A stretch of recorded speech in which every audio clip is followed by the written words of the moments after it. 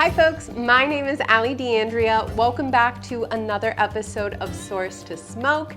Today we are grilling up these delicious venison barbacoa tacos. I used some very special techniques to try and add as much moisture as possible into this venison, and I cannot wait to share this recipe with you guys. So without further ado, let's jump right in. We are kicking off this recipe outside. We are firing up my Oklahoma Joe's Taha Grill. This is an auto feed charcoal grill, which makes it so easy to use. You load the hopper up with some charcoal, light a couple fire starters, and the grill does the rest of the work for you. So to get started, we'll preheat our Taha to 250 degrees.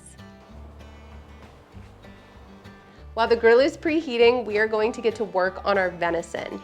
I have a very special ingredient for today's recipe. I have some beef tallow, and we're using this beef tallow to add moisture and fat to our venison. Venison is extremely lean, and if I would just put this on the grill as is, it would get very dry. So to add that moisture, I'm using an injector, and I'm injecting our venison with the beef tallow. One thing you want to pay attention to with your cut of venison is the direction of the grain of the meat.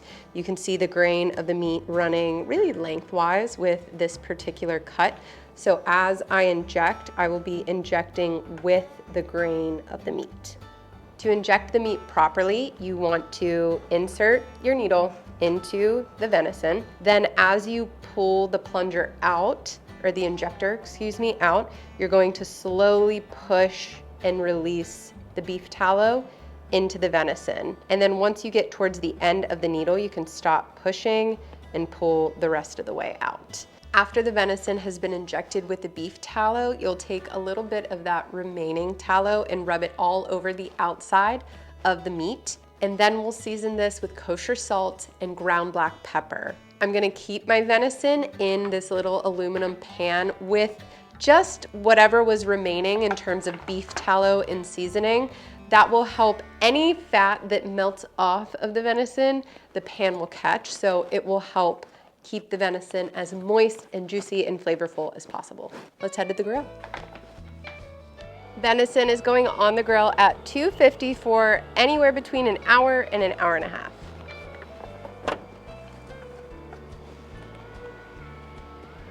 It's been an hour and a half. The venison has been smoking at 250.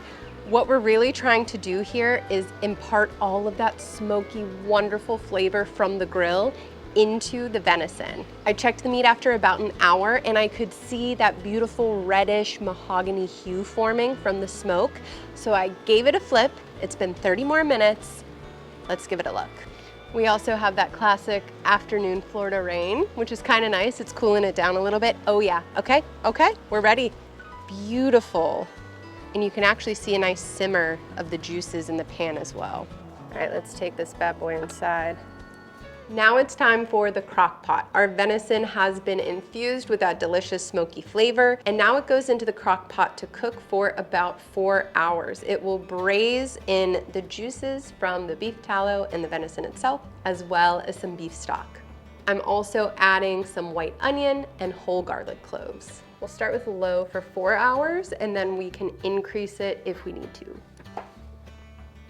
It is 7 to 8 hours later. Our venison is looking wonderful, soft, tender, ready to be shredded up into tacos.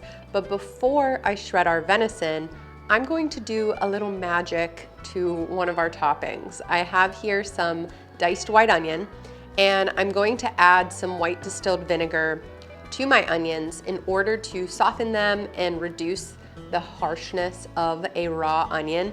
This process is called maceration, and it's one of my favorite tricks to making eating raw onions a more enjoyable experience. You just need enough vinegar to cover the onions completely, let them sit for 20 minutes, and they're ready to go. It's looking and smelling so good.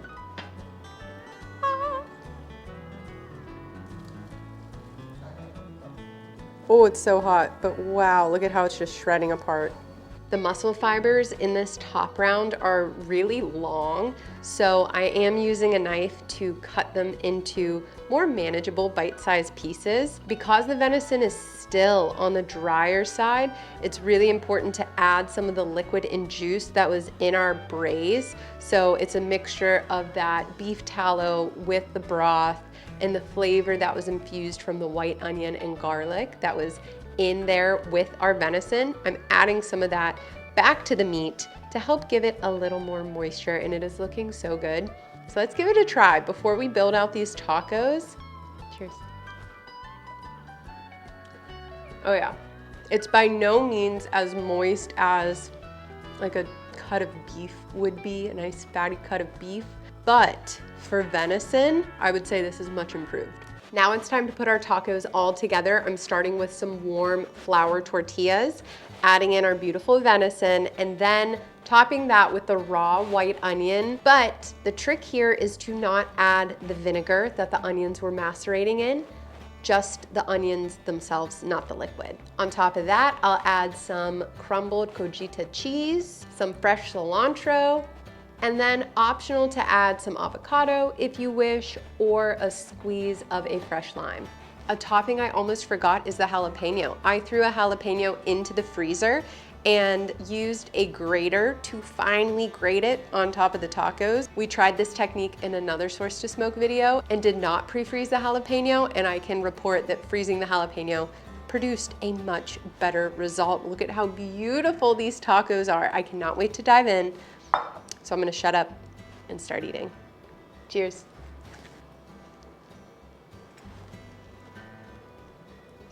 Oh boy, that's so good. Smoky, the onion, delicious.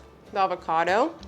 The meat is not as moist as it would be if it was beef. That's just the nature of cooking with wild game. But I can definitely say that by adding the beef tallow and slowly braising this meat, it has produced a much more moist end product. So I'm really, really happy with this, and the flavor is amazing. If you like tacos, you are really going to love this. And who doesn't love tacos? You want one? You're gonna like it a lot. That is it for this video, you guys. Thank you so much for watching. If you have ideas or suggestions for future Source to Smoke videos, leave those ideas in the comments down below. You can watch other episodes of Source to Smoke right here on the Oklahoma Joe's YouTube channel. Don't forget to subscribe, and I'll see you guys in the next one.